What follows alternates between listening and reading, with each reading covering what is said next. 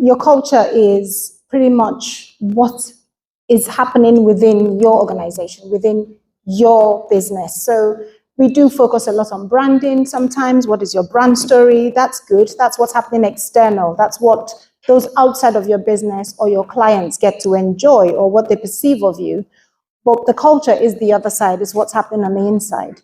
I often describe a culture as when you're tiling your bathroom, you've got the tiles which you're going to end up looking at. So you choose your pretty tiles.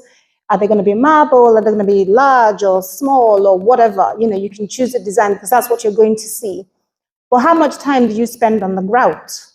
Because the grout is your culture in this context. So the tiles, if they're heavy, you're going to need a certain type of grout that can keep the tiles on the wall. So think about it that way. So I developed a framework called the 5Ws Framework of Organisational Culture, a simple, so shall I say, tool to help you design your structure for your culture. And the 5Ws, the first one is work. For yourself as a business, for yourself as a leader, is your work defined? Do you know what that is? Does that change? Has it changed?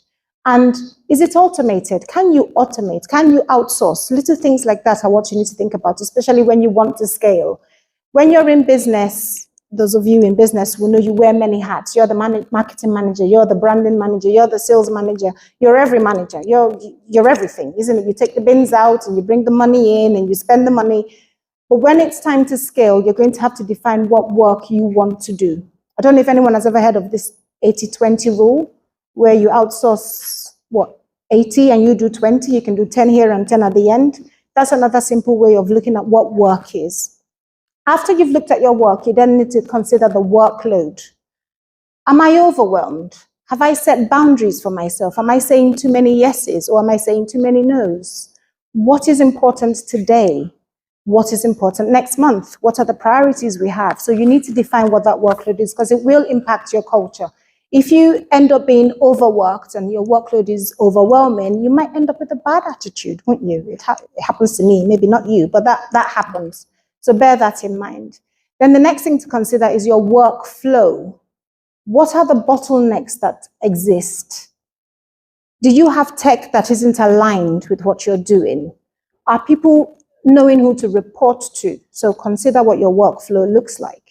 The next thing is your workplace. Where are you working? Is your environment conducive? Can you focus where you are? Is it all a bit messy? Even if it's in a cafe you're going to, is that enough? Is that good enough for your well-being? Can you focus to get the work done? The fifth one is your workforce itself. Now, you might be working by yourself or you might have a team, that's okay. But have you considered AI agents as part of your workforce? Because they can take some of the workload off you if you, again, automate. So you see, it all lines up. So if you want to scale as an individual, as a businesswoman, as a leader, you have to consider your culture. And this simple 5Ws framework makes it easy to measure and to be able to scale as well. So I think to put that structure in place for your culture, consider those 5Ws.